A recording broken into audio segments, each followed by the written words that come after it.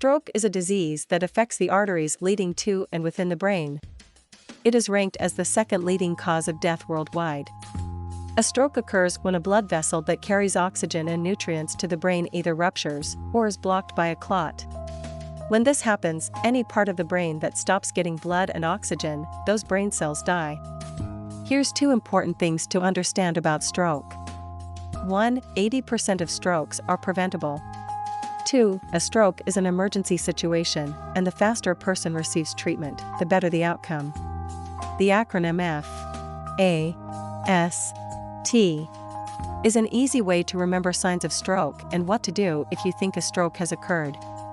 The most important action to take is to call 911 or the local emergency number right away for emergency assistance.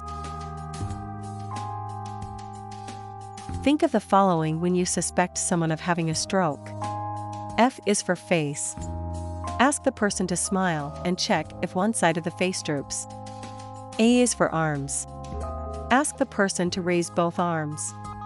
See if they can raise their arms equally, or if one arm drifts downward. S is for speech. Ask the person to repeat a simple sentence. Listen to hear if the words are slurred and if the sentence is repeated correctly. T is for time. If a person shows any of these symptoms, time is essential. It is important to get them to the hospital as quickly as possible. Call 911 or the local emergency number. Remember, 80% of strokes are preventable, and reducing your stroke risk factors lessens your chance of having a stroke. Let's discuss exactly how we can reduce these risk factors. Some stroke risk factors can't be controlled, such as gender, age, and family history of stroke. People 55 or older have a higher risk of stroke than younger people. African American and Hispanic patients have a higher risk of stroke than people of other races. Men have a higher risk of stroke than women, and women are usually older when they have strokes. When women do have strokes, they're more likely to die than men. Inactivity, or lack of exercise, can also raise the risk of stroke. Fortunately, most stroke risk factors are lifestyle-related. Everyone can reduce their risk of stroke by making a few lifestyle changes. Lifestyle-related factors that can decrease your risk of stroke include: check your blood pressure regularly and know your numbers. Stop smoking. Eliminate high blood cholesterol levels. Limit your alcohol intake to 2 or fewer standard drinks per day. Choose a low-fat and high-fiber diet. Reduce or eliminate salt from your diet. Get in the habit of regular exercise. Maintain a healthy weight for your height. Your risk increases when multiple risk factors are present. See your doctor so they can assess your absolute risk by using a tool based on your age, sex, blood pressure, smoking history, cholesterol levels, and whether you have diabetes.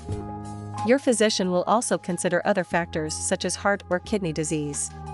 They will help you pinpoint specific ways you can reduce your risk through lifestyle changes and medication if necessary. Let's discover what happens after a person suffers a stroke. Stroke affects the brain. Our brain is extremely complex, controlling countless body functions. When a stroke occurs and blood flow can't reach the region of the brain that controls a particular body function, that part of the body won't work as it should. How well a person heals after a stroke depends upon the type of stroke they experienced, how much brain tissue is damaged, and how quickly treatment was given. Problems that involve moving, thinking, and talking often improve in the weeks to months following a stroke. Many people who have had a stroke can keep improving for years and reach their level of function equal to what it was before their stroke. More than half of people who have a stroke can function and live at home. Unfortunately, others are not able to care for themselves. People who have a stroke from a blood clot have a better chance of surviving than those who have a stroke from bleeding in the brain. The risk for a second stroke is highest during the weeks or months following the first stroke. The risk decreases as time goes by. We want to give you some general idea as to what you should expect to experience during recovery from stroke. The goal is to restore as much function and independence as possible. Every person is different, and so is every stroke. Many people regain at least some of their ability to take care of themselves. Those who receive medical attention soon enough after their stroke may recover completely. Our brain and nervous system is most remarkable. Quite often, people whose abilities are changed by a stroke can learn new ways to adapt and to regain movement for everyday tasks or communication. Whether a stroke causes long-term effects will depend on how severe it was, where it occurred in the brain, and how quickly the stroke was treated. Many people are left with physical problems such as numbness in the arms or legs, trouble with walking, vision, swallowing, talking, or comprehending. Rehabilitation is the key to regaining lost skills or adapting to damage that can't be undone. Muscle weakness is very common after a stroke. This can affect a person's ability to walk and other daily activities. Physical therapy can help a person regain strength, balance, and coordination. Fine motor skills such as using a knife and fork, writing, or buttoning a shirt are regained through occupational therapy. As we briefly mentioned, some people have trouble speaking or swallowing after a stroke. For them, speech therapy is key to regaining as much of that ability as possible. Stroke survivors and their loved ones must deal with difficult emotions, including anxiety and sadness.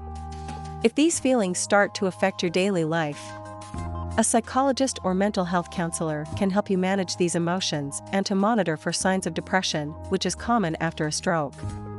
Medications are often a significant part of rehabilitation and prevention after a stroke.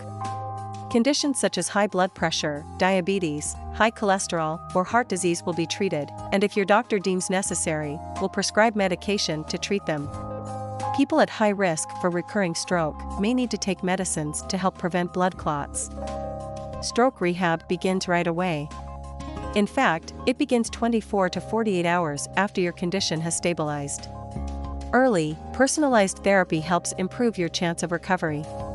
After leaving the hospital, stroke patients continue rehabilitation at an inpatient or an outpatient clinic, a skilled nursing facility, or at home. During rehabilitation, a person's mindset is more important than ever. You must be determined to stick with rehabilitation and to keep setting new goals. The first 3 months after a stroke are when most people make the biggest gains towards recovery.